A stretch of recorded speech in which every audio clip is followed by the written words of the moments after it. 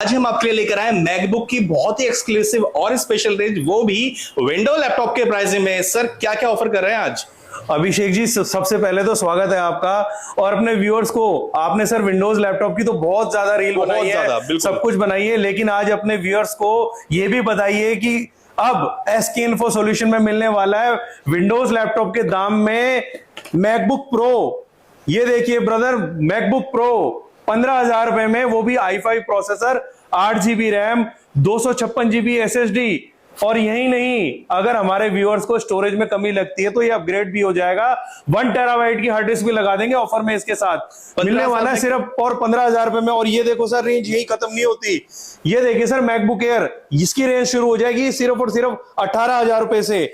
M1 मिलने वाला है सिर्फ और सिर्फ 45,000 रुपए में। तो जल्दी से जल्दी दिए हुए नंबर्स पे कॉल कीजिए। और ह्यूज वैरायटी है मैकबुक की। जिस प्राइस में आपको विंडोज मिला करते थे, एसके इन्फो सॉल्यूशन में अब मिलेगा मैकबुक आपको।